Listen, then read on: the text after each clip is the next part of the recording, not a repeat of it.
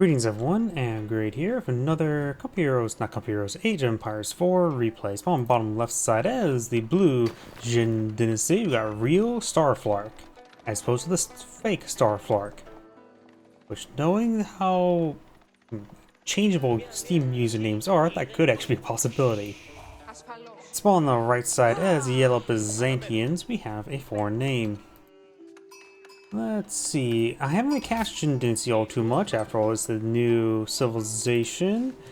Flower Pagoda does give you Flower Garden, which improves the gathering rate of nearby villagers, and attacks you near non-siege military units as long as within the Flower Garden. Spawn 3 grass posts, and this acts as a war stable, so you get a free war stable and a grassland, so it gives you 1 extra grassland and corresponding 3 grasslands.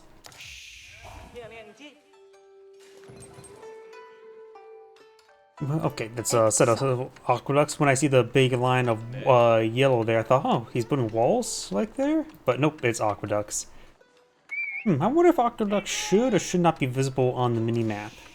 If they're ever going to do anything that sort of cleans up the minimap to make it a little bit more readable, removing the capability for aqueducts to be spotted on the minimap may be a good idea, since it's actually not too important. Honestly, farms and aqueducts could both probably be removed from minimaps and be perfectly fine. Farms even visible on the minimap? I'm starting to second guess myself since I'm talking to myself. But you know one thing, the yellow symbol of the town center and the blue symbol of the town center is different sizes, so maybe the Jin Dynasty didn't get the proper UI scaling there.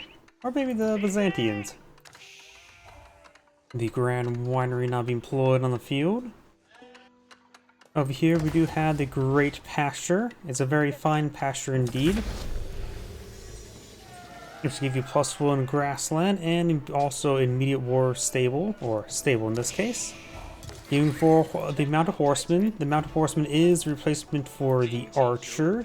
5 damage, +7 versus light melee, +5 versus light gunpowder.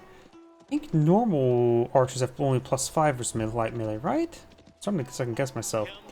We do also have the Iron Pagoda, a heavy cavalry that's also a bit more on the expensive side. As another tribesman.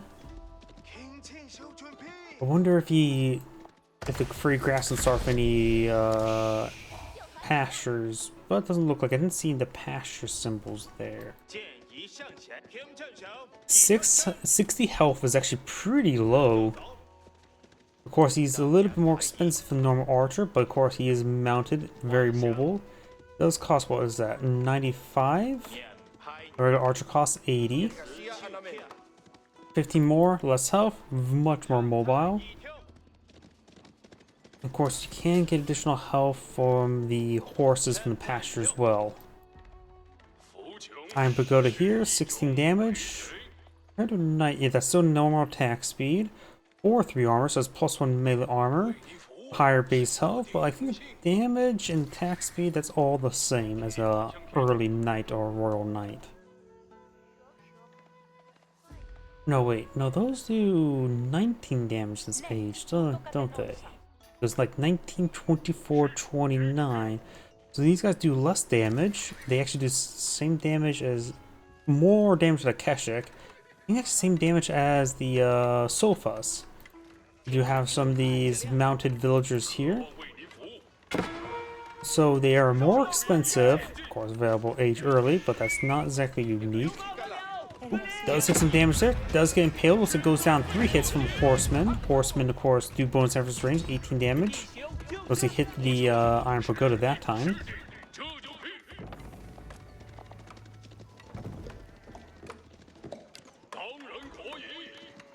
I'm trying to compare these two.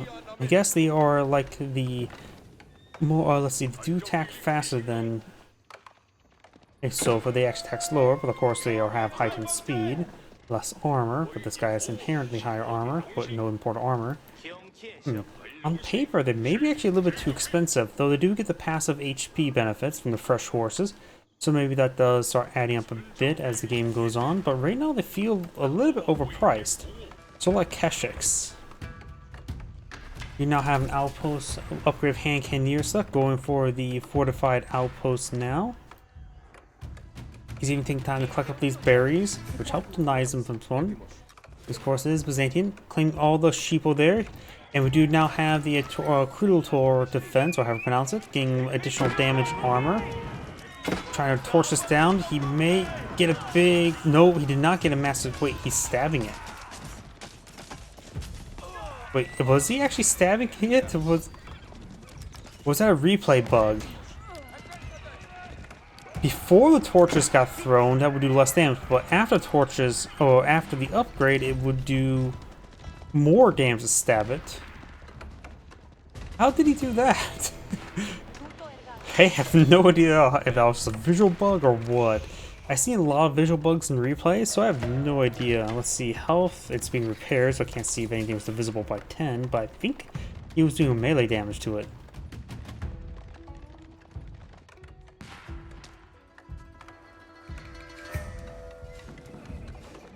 Blue did kill off one villager.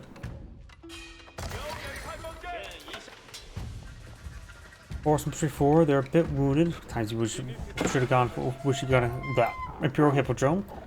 Zalak Doggo there. Got Tribesman there. Deletes the outposts. These mounted villagers do have more health, more mobility.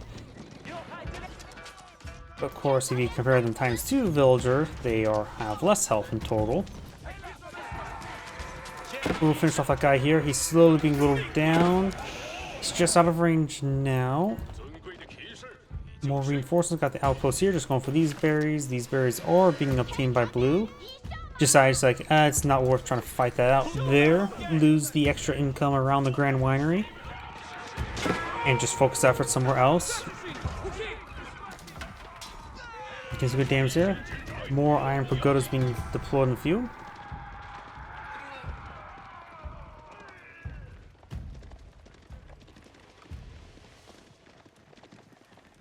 Oh, most of the pasture pagodas are have their own little icon there, which is sort of strange. Guess that's something they need to fix in a patch in the future. But a minor issue, honestly. But at least tells me how many pasture units he gone for. Mercenary camel archers could be nice. Boost-fighting warriors possibly could be nice. So probably always trying to be pretty nice. Mercenary arbiteers, but that's age 3, so can't get it this age. If you want to go for more heavy cavalry, maybe mercenary arbiteers would be a good path, but as much I want to say players go for the on-field mercenaries, they just don't. We do have some longbowmans on the build queue now. He's gone for the Western military contract. Going for Keshiks, these guys would be a horrible idea since they have additional armor. Keshiks only good versus low armor units. They actually are really inefficient in most aspects. Horsemen are just generally better than Keshiks, especially against ranged units.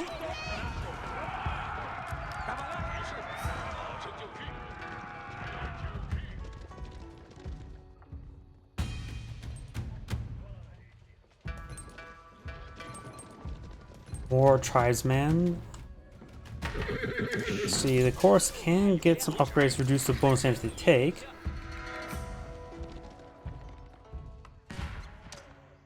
Got some spearmen here. A good number of them. This is where the town center ranges. I wonder if he has a vision issue. No, this game rarely ever has problems with vision spotting. Very few things have poor vision in this game. Vision is supposed to be an anti-scouting tool, not an anti-army combat tool. Which is something I sort of like. I think in Age of Empires, it's one of those things like in Age of Empires 2, it does affect combat with some units have poor vision range. But sometimes I think the vision should be just enough to prevent omnipotence, but also shouldn't interrupt combat. So just generally good vision is, in my opinion, a good idea of just as game design. But keep scouting as still a critical mechanic. So those scouts, small numbers, but very good at the job. Zalak Doggo does go down. We do now have a siege engineers being researched by Yellow.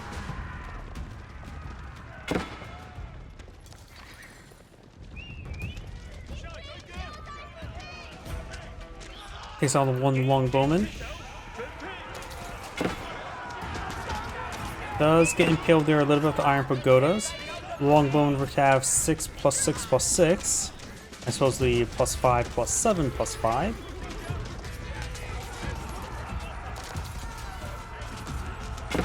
So these archers supposed to be a bit more of a focused counter unit, particularly against spearmen.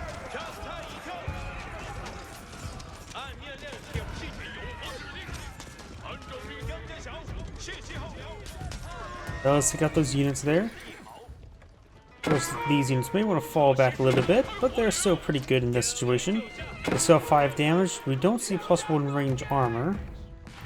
Alas, these berry bushes being cleaned on up. Going for a single Creo Siphon. And Longbowmen go quite nice with the Creo Siphon, since Creo Siphon can attack buildings that have ever so slight range. Makes it easier to protect with your archers and things of that sort. And in this case, Longbowmen, who have additional range. Scout is down, not big surprise. Iron Pagoda taking some damage there.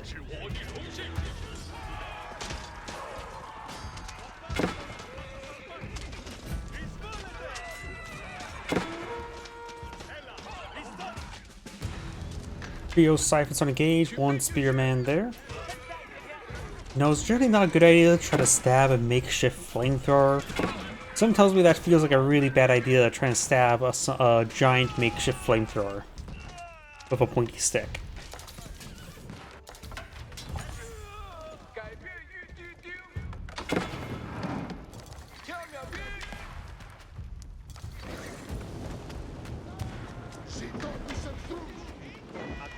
Those things keep him interrupting his attack animation.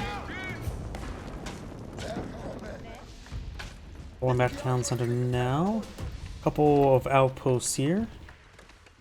Look at the last of these berries. I don't think double outpost is a good investment with this little berries remaining. Honestly, just wants a general defense. 1 outpost will still be nice, help spot through the shrubbery though. Looks like 1 berry bush remains with 231 foods in them. Oh, we do have 2 pasture horsemen, really using the pastures as, well, pastures.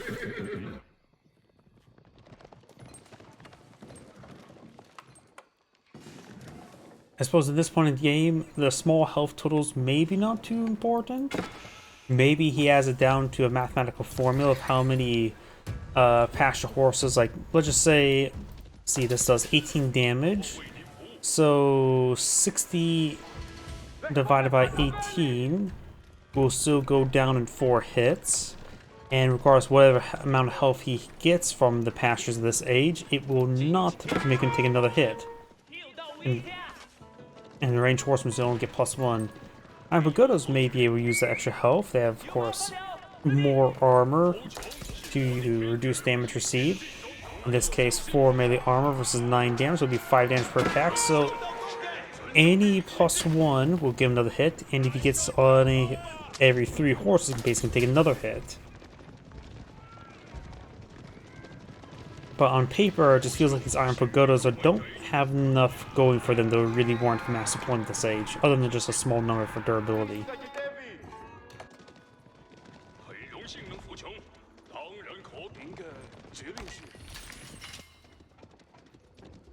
Survival techniques, wheelbarrow, some olive groves.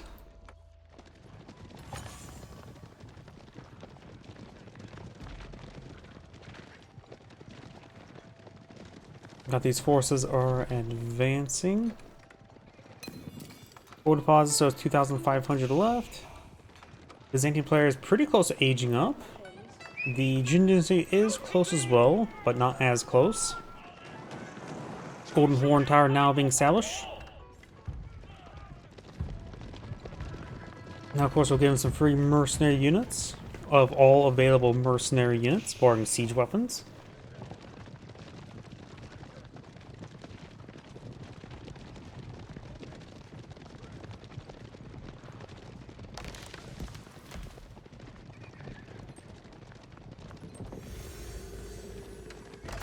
Yeah, now the Dragon Pavilion being queued on up. Grants a free Meng's monks emplacement to all town centers and to itself.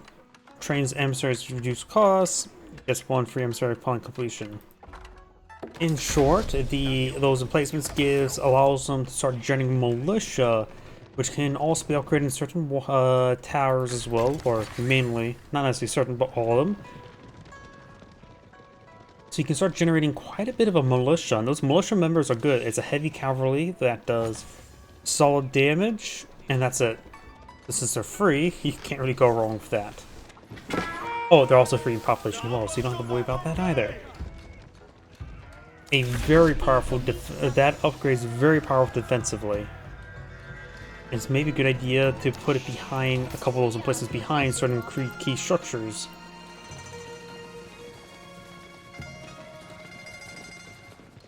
Or even just around eventually your farming line to give some natural defensive response to it.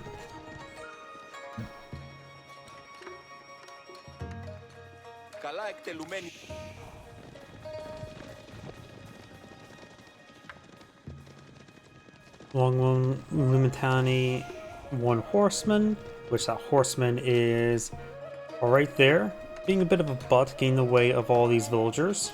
A horse butt. There's the emissary. Let's see, I forgot about the, the 7th tributary. Provides plus food from local farmers, increased gold income from traders, and increased amount of villagers building limit by 3 per tributary.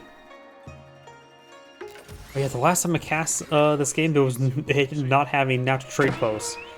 That's a problem with a lot of the factions who have a bit more trade-focused aspects. Not all maps have trade. It does not consume the emissary, if I remember correctly. So he's just sort of just working away from there. Oh, there it is. It does consume him. Time until the next tributary farm and tributary peasant is spawned. Maximum of 8. Yeah, I think the last time I cast it, there was no trade post. So I don't remember actually seeing this in action yet. So villagers getting overran. They're very much exposed. Had no escorting force here.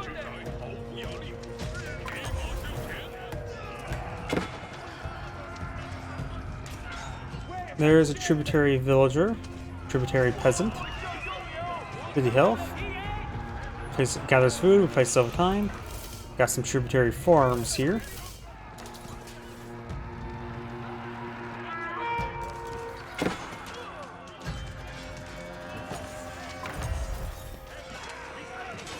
We do have a number of tributary stuff here.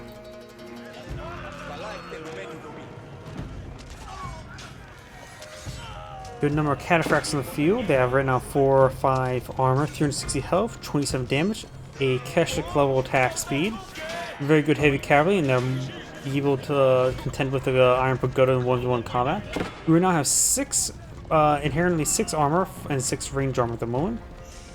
So they have a lot of armor to them, a lot of health though from the cataphracts.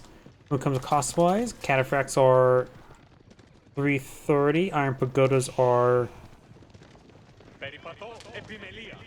265.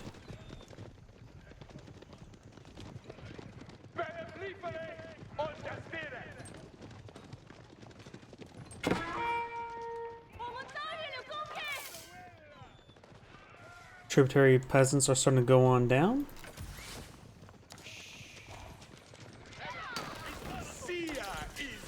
So I wonder if these guys actually consume population space. Let's just keep an eye on a dead moment of time. Cataphracts going down. This shouldn't take anything out. Didn't see that number go down, so there may be a free population.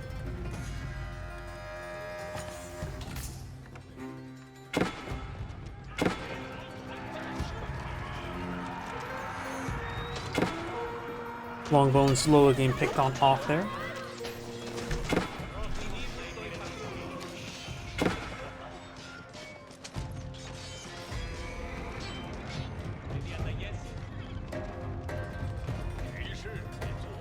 Fortified outpost there, no weapon placement. These forces falling back. They have an interrupted build of a Creo Siphon there. Outposts over here are unupgraded.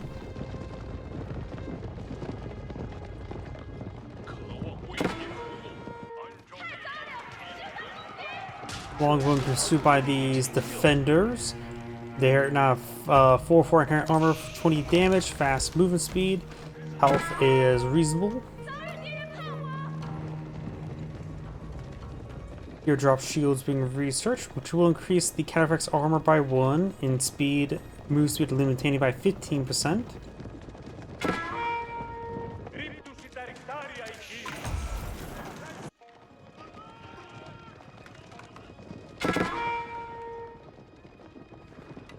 Does go some walls there, though there's one part still is not ghosted. Now the Pagoda Forest now being established on the field, way down here. Pagoda Forest, a small Pagoda Forest respawn every 30 seconds up to a cap of 15. Each small Pagoda Forest generate wood every 30 seconds, 20 wood every 30 seconds, so 40 wood per minute times it by 15. So a good amount of wood. Slow nearby enemy units by 20%, and may garrison up 3 monks to cast a large casting conversion, which grows larger for each monk garrison. So you can. Sounds like you can do a wool inside of it.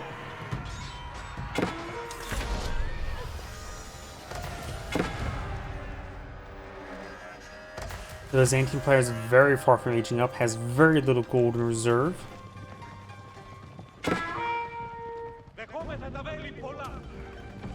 We do have veteran horseman upgrades, so not making use of any of the age up benefits at the moment. Pagoda Forest does not have any defensives, so its forward placement's only meant for those trees. Does not provide any sort of defense, other than slow movement. Does not keep what I'm saying. Won't help him keep the land.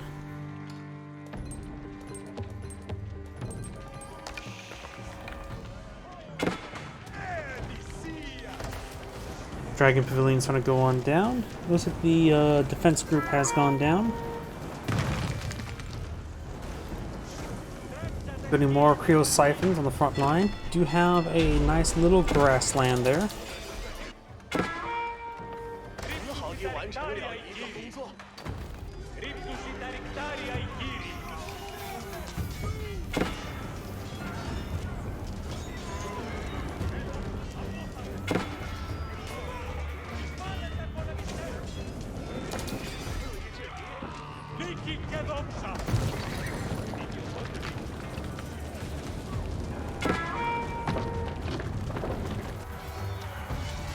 Oh, got a down relic there. No wool.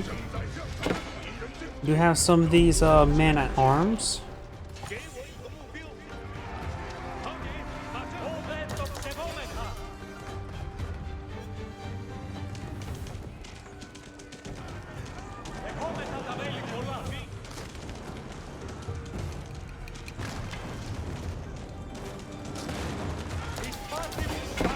Grassland's gonna go on down.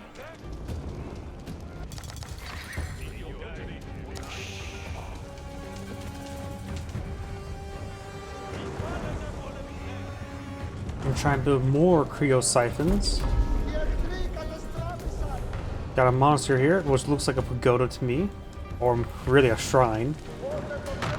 More stuff being torched on down, more Creo Siphons. Looks like Yellow's gonna try to close the game now, not trying to age up. But he's talking about a decent amount of resources. Down south, we do have a grassland here. Stop building or clicking on stone there for some odd reason. Of course, we will have these number of defenders here, and we don't have the defender upgrade here. Extra groups of defenders would not be bad. This situation would have been very nice.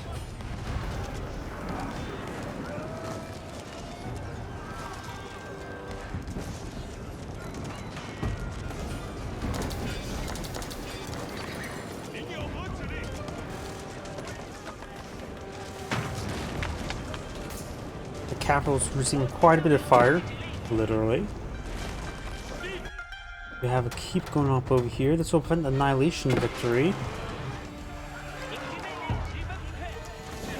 The defenders are going on down there. Palatine School, which will give him a 30% chance of getting a free unique unit. Will be Illuminati, Cataphract, or Varangian Guard.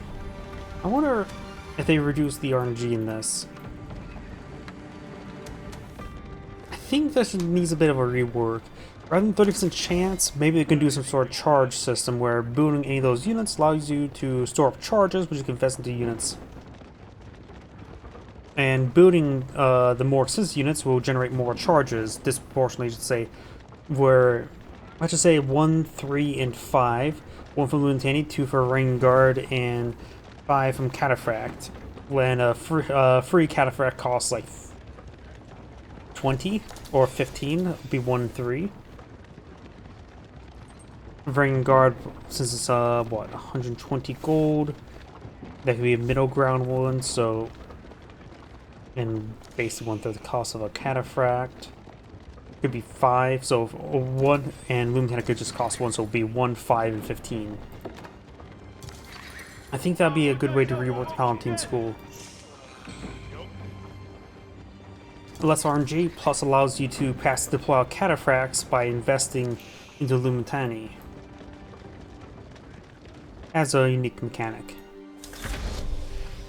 And then you can get or go for Ring Guard later on, or who knows, maybe you build some a lot of expensive units and then follow up a flood of Lumitani. It will probably need to acquire also a fast deployment speed. Maybe also include Creo Siphons along with that. Since right now it doesn't affect Creo Siphons, but it is also a Byzantine unique unit, and it'll be the siege part as well.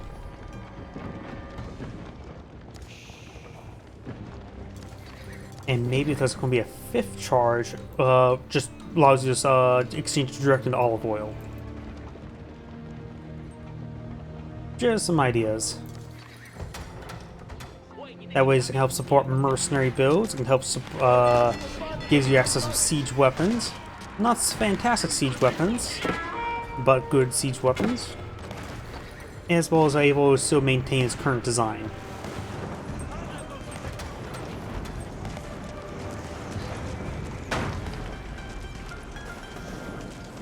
Yeah, say a Creo Siphon worth like 10 charges in that case.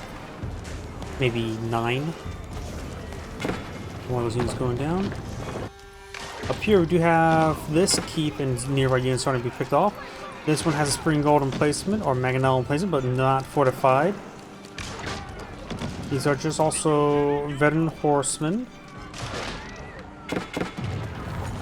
Keep does go down. And this Pagoda Forest would like to go down. They are providing movement speed debuff. You can see he's got 130 movement speed.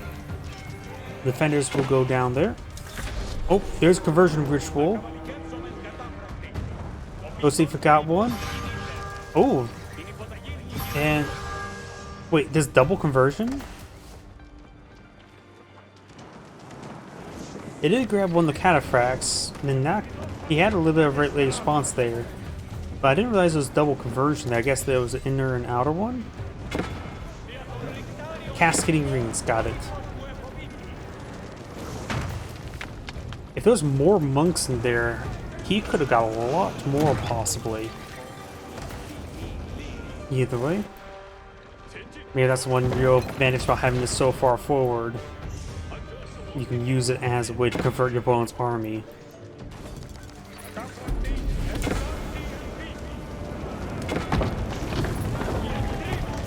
It says Pagoda Forest. Sometimes I keep on thinking bamboo. Why do I keep on thinking bamboo? Either way. Cannon placement there. Also, I think just mass mangonels and fortified outposts would be best.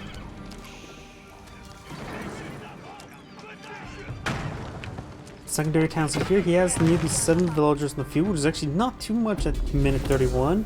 He only has 49, so he does not have too much villagers as well. He's also at not max out population, so this has been a bit of a scrappy game. Both sides kill off a good number of civilians. do have a tributary. Villagers trying to back off to build a mining camp. They yearn for the mines. Oh, got some Shrolsey now pulling the field. Horsemen do connect onto them.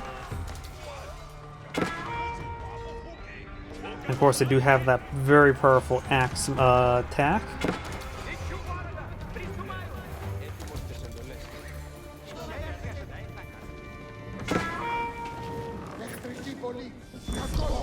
The forests have been burnt down.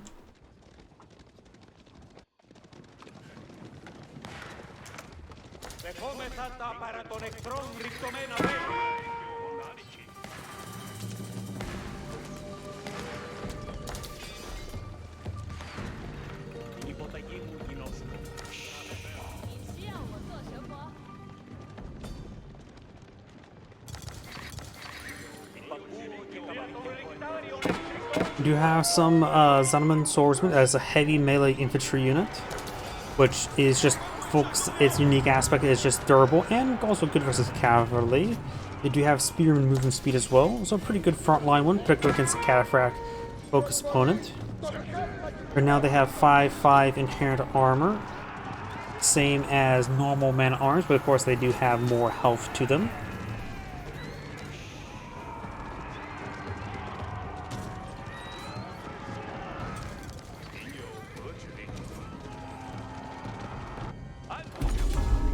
Let these units push forward. We do have a good number of olive groves here.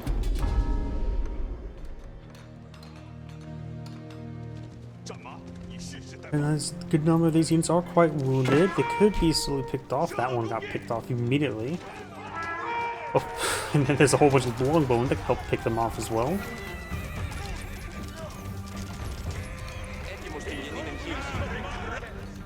Up north we do have the Cataphracts. We do have a secondary town center here. We course have the 3 defender emplacements. 3 defenders. Healthy number of horsemen. Maybe more spearmen would be good. Or a Varangian Guard would be a good idea for the Byzantine player. These swordsmen, however, are pretty good if you want to compare the man-at-arms to the swordsmen. 180 health versus 250. 14 damage versus 20. Attack speed is normal man-at-arms attack speed. Elite Varangian Guard now being pulled in the field. Lance Connects. No, maybe Lance Connects would be a good call against these formations. He is, of course, getting a best product from the Golden Horn Tower, getting a free round of Elite Lance Connects.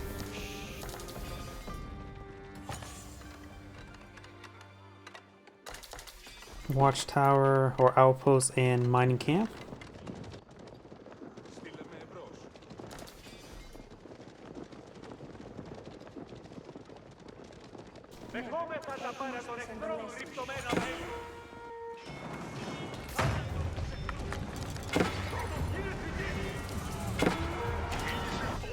Over here we do have Shrolsey going to go on down. Or Shrolsey and Varangian Guard here. Varangian Guard right now do have higher base damage than man-at-arms, but they do have, I think, less health than normal man-at-arms. Though 190 health. I thought they had lower base health. Maybe they scale better per upgrade. They do right now have 6/6 armor. Maybe Varangian Guard got buffed last time I saw them. They'll just sort of go on down there.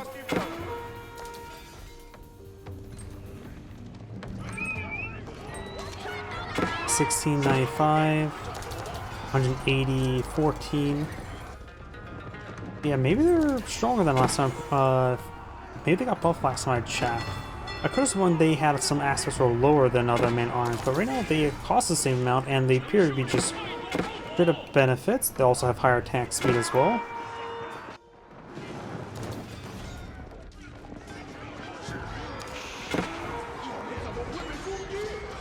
And some of these Cataphracts do get stuck. That's some expensive losses. These guys just need to stand and fight. They're stuck.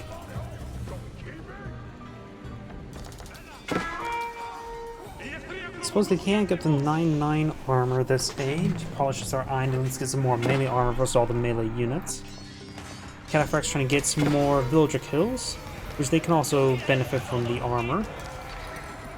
Incendiaries now being researched by the Byzantine player.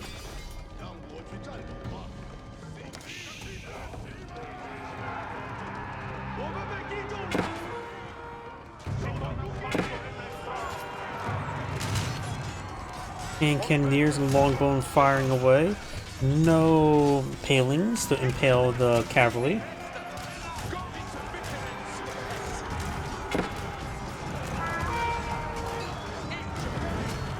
And looks like this keep will be torched on down. Nice little pick there.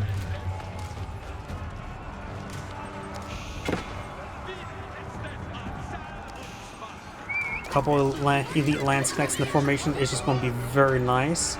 Doesn't warrant a proper counter, but they will provide quite a bit extra damage. Just have a handful of units mixed on in. Because right now they do have 21 base damage, man-arms attack speed. Of course, a light melee infantry unit, a lot less health, but they do have that splash attack as well as a charge attack. Oh, I'm not sure what that is. That was the spy, but it turned, these units went neutral. That was the emissary. I forgot about that aspect. Didn't lose a number of those units to the emissary. Definitely got a good conversion there. They also turned white. They just turned white rather than yellow. Does that mean they'll hustle everybody? Anyone nearby, so now it's actually a spy. It is a chaos ability.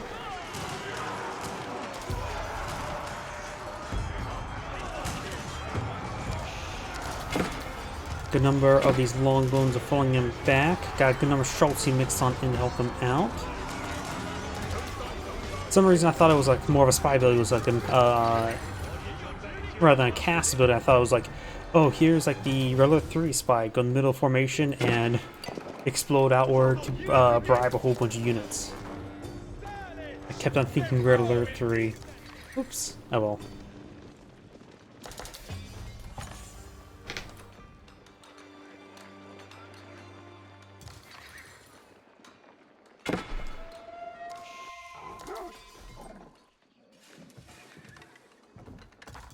We do have both players trying to attain this gold deposit. Maybe a good idea to get that emplacement upgrade, fortify it, and all that sort. There is still plenty of gold left on the map for both players. Go to Force has been repaired.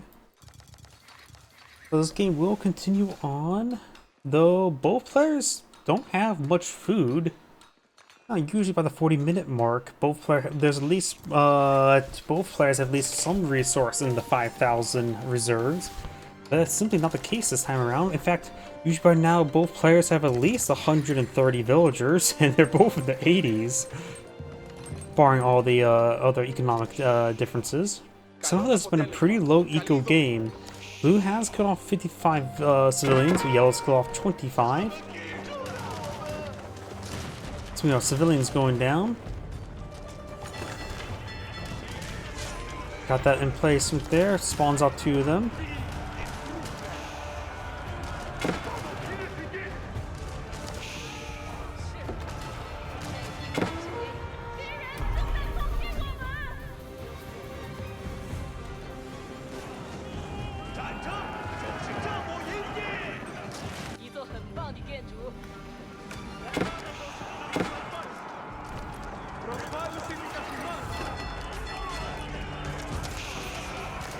Does destroy that farm there.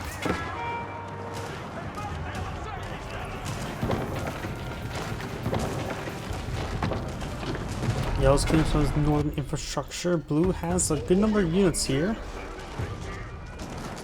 A lot of heavy infantry to say the least. And a good number of horsemen as well. At this rate, Yellow needs to get more crossbowmen. He does have incendiary arrows, so just want to get elite crossbow upgrade. Though right now he is going for Schultz and Longbowmen. And a healthy number of Lumentan just be a frontline tankier unit.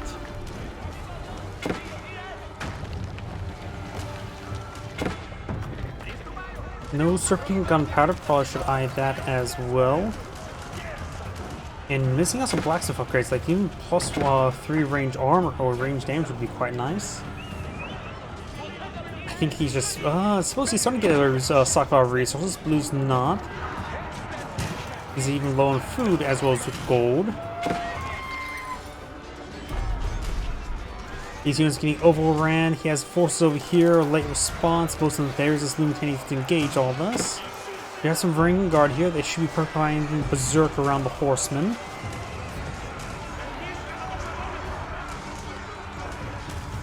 I have no idea who's going to win this fight. I think blue win out this fight. The yellow managed to get a nice defense going up here. His other forces here I thought were, going for multiple. Managed to escape the circles.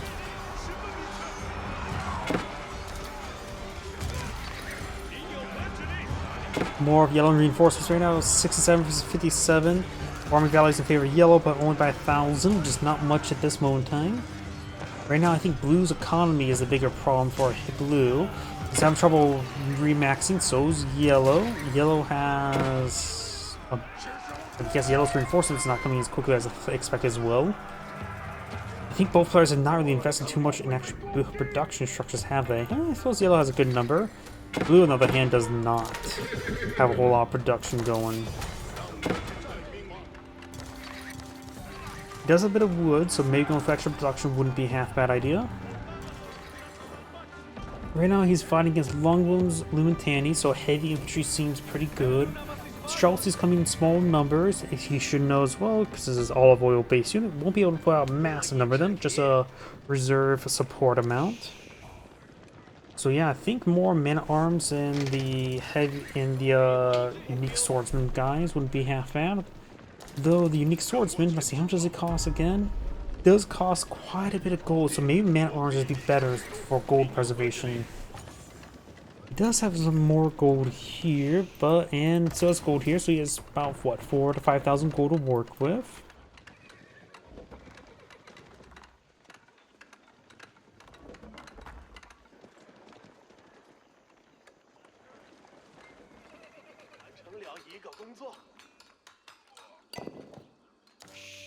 This one has been upgraded with Magnell placement. Going for a line of stone walls up here.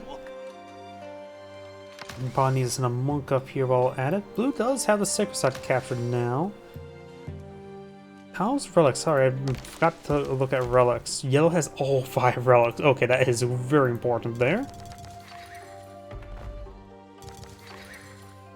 I sort of wish the screen... I wish I could also extend this screen, little panel down here to show some other stats. Because sheep button's nice and all, but there needs to be more buttons. Gotta really push your buttons.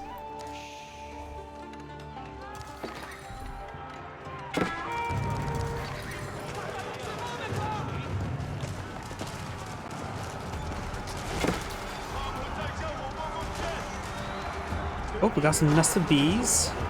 Going for the Schultz, looks like. Does get a bit of splash out there. Runs straight into Horseman because of that. No peelings on the Longbowman. Horseman and Lumentani over here engaging. Got a good number of the men-at-arms over here, though. And that's a hand cannon here, not a Schultz. For most aspects, same difference. Going for conversion. Grabs nobody. Good dodge there. He sort of danced around a little bit too much in there. 105 gold, so not too terribly expensive. Does connect the speed of some Lumentani. Got some mounted archers here though. Takes some nested bees. More Lumentani, more everything up here. Mostly Lumentani. Actually 13 hand cannoneers mixed on in.